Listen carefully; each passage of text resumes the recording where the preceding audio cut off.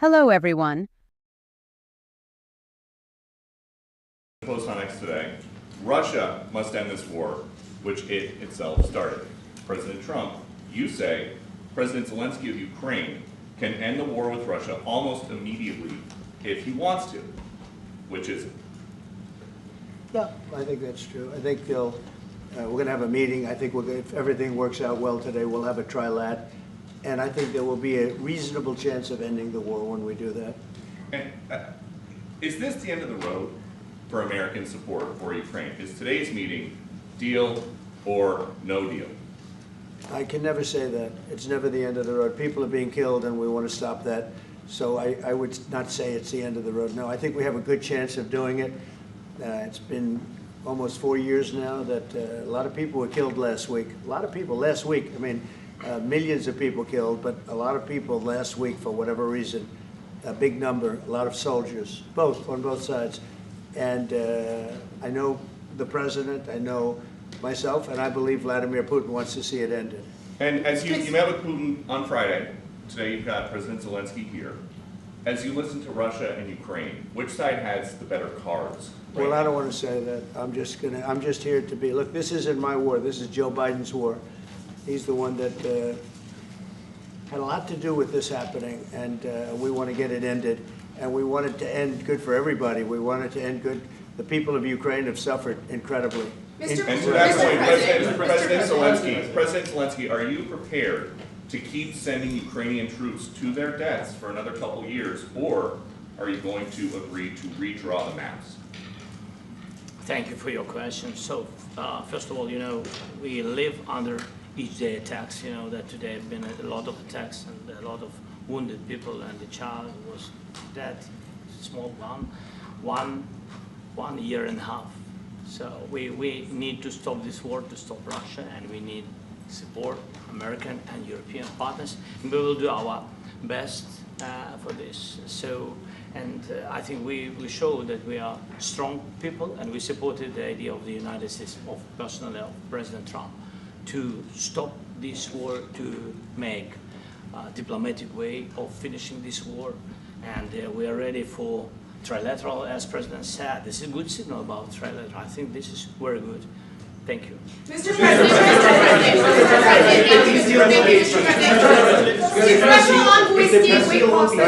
yes, if the peace deal will be achieved, are you going to be willing to send American peacekeepers to Ukraine? Well, we're going to work with Ukraine. We're going to work with everybody, and we're going to make sure that if there's peace, the peace is going to stay long-term. This is very long-term. We're not talking about a 2-year peace and then we end up in this mess again. We're going to make sure that everything's good. We'll work with Russia. We're going to work with Ukraine. And we're going to make sure it works. And I think if we can get to peace, it's going to work. I have no doubt about it. Your team has talked about security guarantees. Could that involve U.S. troops? Would you roll that out in the future? We'll let you know that maybe later today. We're meeting with 7 great leaders of great countries also, and we'll be talking about that. They'll all be involved, but there'll be a lot of help when it comes to security. There's going to be a lot of help. It's going to be good.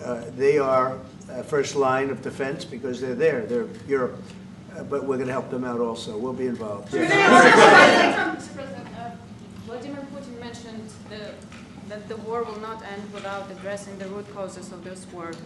Have you had an understanding what are the root causes of this war? Well, look, the war is going to end. When it ends, I can't tell you, but the war is going to end, and this gentleman wants it to end, and Vladimir Putin wants it to end. I think the whole world is tired of it, and we're going to get it ended. It was, I've done 6 wars. I've ended 6 wars, and I thought this maybe would be the easiest one, and it's not the easiest one. It's a tough one. A lot of reasons for it, and they'll be talking about it for a long time, but they'll be talking about the others. Look, India, Pakistan, we're talking about the big places. When you look at, you just take a look at some of these wars. You go to Africa and take a look at that. Rwanda and the Congo, Republic of the Congo. That's been going on for 31 years. And so we've done a total of 6, and we really have 6, not including the fact that we obliterated, and it's turned out to be a total obliteration. The nuclear, as you said, the future nuclear capability of Iran. And this one, I think we're going to get solved also. I feel confident we're going to get it solved. President, like guarantees or like special envoy put forward. Thank you, Mr. President. Can you tell us about your conversations with European leaders and what they need to see to support an end to the war? Yeah, well, we're going to be meeting with a great representative group and 7 very powerful, very big countries and great people, all friends of mine and friends of yours. And we're going to have some suggestions made. They want to see peace. They would like to see peace. President, when did Russia, you said last In night the red, in the red. President Trump, do you think it's fair to, for Ukraine and for Russia to achieve a lasting and durable peace? I mean, she sees the heartbreak, the parents, the funerals that you see on television, always funerals. We want to see something other than funerals. No, she felt it was a beautiful letter. It was very well received by him. And she did ask me to say, you know, she would love to see this end. She would love to see it end. And she says it very openly, very proudly, and with great sorrow because so many people have been killed. Mr. President, last week, Brian, Mr. go President, ahead, Brian. Yes, sir, I've got a question for each of you. Yes. First of all, Mr. President Zelensky, you look fabulous in that suit. I said the same thing. Yeah, you look good. I said the same thing. Yeah, looks Isn't good that on nice? you. That's the one that attacked you last time. See, now he's I remember that. Yeah, I apologize to you. You look wonderful. No, my first question for you, President Zelensky. In the same suit. You see, I changed, you are not. Maybe yours is much better. Real quickly, upon peace, God willing we get peace, are you open to holding an election in your country? Yes, of course. We are open for election, yes. We have to do safety circumstances and a little bit we need to work in the parliament because during the war you can't have elections, but we can do security. We need, maybe how to say, we need a truth, yes, everywhere, in the battlefield, in the sky, in the sea, yeah, to make possible for people to do democratic, open, legal elections. So you say we're ready. during the war you can't have elections. So let me just say 3.5 years from now. So you mean if we happen to be in a war with somebody, no more elections? Oh, that's good. I wonder what the fake You like news this is gonna idea? say. Yeah. No, this is- No. Speaking of news, I got a question for you. This sounds insane for me even to ask this, but do you think the American media really doesn't even want a peace deal because they've seen they've been so critical of you every step of the way as you lead the charge for peace? It's an amazing phenomenon. I said that if in the settlement you got Moscow, St. Petersburg, and thousands of miles around them, they would say, I made a bad deal. The level of hatred and animosity is incredible. Not with all. I mean, we have great people up here. We also have terrible people up there that I think are told what to say. But, you know, in solving all of these wars, they don't even write about it. You know, I saw major wars. I saw wars that have been going on for 31, 35, and 37, and a couple of quicker ones. One that was going to go into a full-blown deal very quickly. You know what the one I'm talking about. It was a big one. But they don't even write about that. No matter what I do, no matter what, and you know, this is not anything to do with you. It's probably to your advantage in a certain way. But no matter what I do, no matter what deal I make, from my standpoint, you'll come out good. Maybe President Putin will come out good. But they'll say, Trump was absolutely horrible. It's just that, and I've lived with that for a long time. I've lived with it since just before the first election. I used to get great publicity. Now I get the worst publicity anyone's ever gotten in office, but I won in a landslide, so that people understand. They're the only ones that count, ultimately. But I've also had great reporters. I've had journalists that are very good. But it's very sad when you do the right thing. As an example, they said, because of the fact that Vladimir Putin came to American soil, this was a tremendous defeat for Donald Trump. No, it was really wonderful that he did it. It was a hard thing for him to do, to be honest with you. It was the opposite of what they said, but they said it. Now, if he didn't come, they'd say that was also bad for Trump. You know, there's no way. And there's just a great dishonesty of the press, and I think that's why it's lost its credibility. You know, its credibility is at an all-time low. We have a thing going on right now in D.C. We went from the most unsafe place anywhere to a place that now friends are calling me up, Democrats are calling me up, and they're saying, sir, I want to thank you. My wife and I went out to dinner last night for the first time in 4 years, and Washington, D.C. is safe, and you did that in 4 days. I'll tell you, it's safe. I had another friend of mine, he has a son who's a great golfer, he's on tour, and he came in 4th yesterday in the big tournament where Scotty Scheffler made the great shot, and he said his son is going to dinner in Washington, D.C. tonight. I said, would you have allowed that to happen a year ago? He said, no way, no way. He said, what you've done is incredible. And I think the people realize it. But the press says, he's a dictator, he's trying to take over. No, all I want is security for our people. But people that haven't gone out to dinner in Washington, D.C. in 2 years are going out to dinner. And the restaurants the last 2 days were busier than they've been in a long time. Sir, I walked around yesterday with MTG. If you can walk around with DC with MTG and not be attacked, this city is safe. Yes. Sir, on the Thank you, Mr. President. Last week you warned of what you called severe consequences if a 30-day ceasefire or any type of ceasefire were not agreed to by Russia.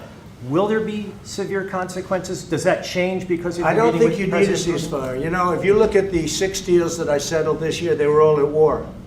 I didn't do any ceasefires.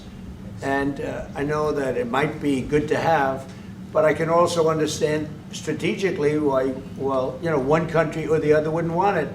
You have a ceasefire and they rebuild and rebuild and rebuild, and, you know, maybe they don't want that. But if you look at the 6 deals that we made peace and you know, long-term, long-running wars, I didn't do any ceasefires. I like the concept. You know, I like the concept of a ceasefire for one reason, because you'd stop killing people immediately, as opposed to in 2 weeks or 1 week or whatever it takes. But we can work a deal where we're working on a peace deal while they're fighting. They have to fight. I wish they could stop. I'd like them to stop. But strategically, that could be a disadvantage for one side or the other. But all of these deals I made without even the mention of the words ceasefire. Are you President Zelensky, are you disappointed that there's no explain the ceasefire? decision to offer Ukraine Article 5-like security guarantees, but stop short of pushing for their full membership? Yeah, well, we haven't done anything on that yet. If you look back and you go back long before President Putin, it was always a statement that they would never allow Ukraine into NATO. So that was a statement that was made, but we haven't discussed any of that yet. We're going to be discussing it today. But we will give them very good protection, very good security. That's part of it. And the people that are waiting for us, they are, I think they're very like-minded. They want to help out also. Thank you, President. Thank you, President Trump. Are you disappointed there's no ceasefire, Mr. President? The United States has already given hundreds of billions of dollars to this war effort in Ukraine. At best, it is a stalemate, and the killing continues. So, President Trump, how much more is the United States willing to give Ukraine? And President Zelensky, how much more do you want? Well, I'll start off just by saying we're not giving anything now. We're selling weapons. This is something before, I guess the number is well over $300 billion. That was under Joe Biden, a corrupt politician, not a smart man, never was. By the way, go back 40 years, he was not a smart man 40 years ago either, but now he's in particular bad. This was done by a corrupt administration that shouldn't have been in, and frankly, if the right results of the election were given, if I were president, this war would have never taken place, and he would have been very happy, because he would have liked to have seen. I mean, they went through hell. He went through hell. This war would have never happened, and the people that were killed, a couple of million people, a lot of people with soldiers and everything else, and the people that have been displaced and forced into other areas and other countries because of what's happened, none of that would have happened. And I'm just saying that he was a horrible president, whether it was the borders or this. He was just a horrible, corrupt president. Mr. President, You want to Yeah, I can. Thanks so much. So first of all, we have possibility now to buy weapon from the United States. We are thankful for this program and this opportunity. We are thankful for Europe. They pay for this. And through NATO program, for example, Pearl and etc., we have some programs where we can have some money.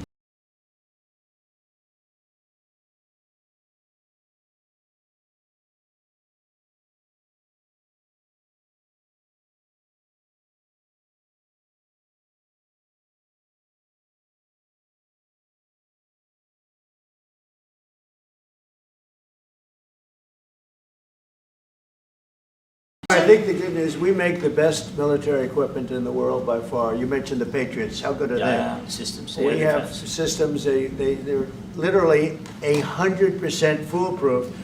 And it's really like shooting two bullets, you know, two bullets hitting each other in the air in a space like this. The chance is 100%. It's 99 to 100%. So we sell the equipment to NATO. And NATO does what, I don't know what the arrangement is that you have with, but I know that they want you to have the equipment. And we're getting the best equipment in the world, but they pay us for the equipment. Under Biden, it was just crazy what was going on. I believe the number is over 300. I think it could be $350 billion worth of equipment and money and everything else. And we've made more progress in settling this war in the last 2 months than they made in 4 years. This should have been settled a long time ago, but it should have never happened. Yeah, please. Thank you, Real Mr. quickly, President. you pushed out on Was social there any, media. Brian, go first. You pushed out on social media about doing away with mail-in ballots and potentially electronic voting machines. Can you expand on that and how important Well, that is? that's a very off-topic, just really quickly. Mail-in ballots are corrupt. Mail-in ballots, you can never have a real democracy with mail-in ballots. And we, as a Republican Party, are going to do everything possible that we get rid of mail-in ballots. We're going to start with an executive order that's being written right now by the best lawyers in the country to end mail-in ballots because they're corrupt. And you know that we're the only country in the world, I believe, I may be wrong, but just about the only country in the world that uses them because of what's happened. Massive fraud all over the place. The other thing we want changed are the machines. For all of the money they spend, it's approximately 10 times more expensive than paper ballots. And paper ballots are very sophisticated with the watermark paper and everything else. We would get secure elections. We'd get much faster results. The machines, I mean, they say we're going to have the results in 2 weeks. With paper ballots, you have the results that night. Most people, but most people, many countries use paper ballots. It's the most secure form. So between paper ballots, very, very important, paper ballots, and I think maybe even more important, the mail-in voting. We're going to end mail-in voting. It's a fraud. If you have mail-in vote, even Jimmy Carter with this commission, they set it up. He said the one thing about mail-in voting, you will never have an honest election if you have mail-in. And it's time that the Republicans get tough and stop it because the Democrats want it. It's the only way they can get elected. Because with men and women's sports and with transgender for everybody and open borders and all of the horrible things, and now the new thing is they love crime. They're fighting me on the fact that I've made Washington, D.C. safe. We're not going to get mugged, beaten up, or killed like all the people you've been watching get so badly hurt. I'm glad, I hate to take your time with this, but I'm glad you asked me that question. Sorry. We're going to stop mail-in ballots because it's corrupt. You know, when you go to a voting booth and you do it the right way and you go to a state that runs it properly, you go in, they even ask me, they asked me for my license plate, for identity. I said, I don't know if I have it. They said, sir, you have to have it. I was very impressed, actually. But it's very hard to cheat with mail-in voting. As you know what happens in California, it's so corrupt, where some people get 5, 6, 7 ballots delivered to them. Now, we got to stop mail-in voting, and the Republicans have to lead the charge. The Democrats want it because they have horrible policy. If you have mail-in voting, you're not going to have many Democrats get elected. That's bigger than anything having to do with redistricting, believe me. And the Republicans have to get smart. We're not going to have a country. I said for a long time at rallies, you need borders and you need free and fair elections. Those two things, otherwise you don't have. We have strong borders now. In 90 days, Mr. President, we didn't have 1, 0, 0, and 3 months. Not one person came in illegally into our country. In fact, even I find that hard to believe, but it's run by a little bit of a liberal group that put out the numbers, so I guess it's, but 0, 0, and 0. You go back a year ago, 2 years ago, 3, millions of people poured into our country. It was terrible. Thank you very much. President Zelensky, what security guarantees do you need from President Trump to be able to make a deal? Is it American troops, intelligence, equipment? What is it? Everything. And really, it includes two parts. First, strong Ukrainian army. That's what I began to discuss with your colleagues. And it's a lot about weapon and then people and training missions and intelligence. And second, we will discuss with our partners. It depends on the big countries, on the United States, on a lot of our friends. And Mr. President, are you willing to commit American troops to that NATO-like protection in order to get President Zelensky to a deal today? Well, I don't know if you define it that way, but NATO-like, I mean, we're going to give, we have people waiting in another room right now. They're all here from Europe, biggest people in Europe, and they want to give protection. They feel very strongly about it, and we'll help them out with that. I think it's very important. I think it's very important to get the deal done. You've been involved with the peacekeeping in Ukraine since your first day in the administration. What would you say to the Ukrainian people right now who are suffering under the Russian attacks and hoping that the American people will stand with them? Well, I know Ukrainian people. I've known many over the years. They're great people. They're smart. They're energetic. They love their country. I mean, they love their country, and we want to get this war ended. That's all I can do. I love the Ukrainian people, but I love all people. I love the Russian people. I love them all. I want to get the war stopped. Very important. Mr. President, was there any aspect of your discussion with Vladimir Putin that left you disappointed? Look, we just spoke to, I was just telling the President, I just spoke to President Putin indirectly, and we're going to have a phone call right after these meetings today. And we may or may not have a trilat. If we don't have a trilat, then the fighting continues. And if we do, we have a good chance. I think if we have a trilat, there's a good chance of maybe ending it. But he's expecting my call when we're finished with this meeting. Thank you very much, everybody. Thank you, guys.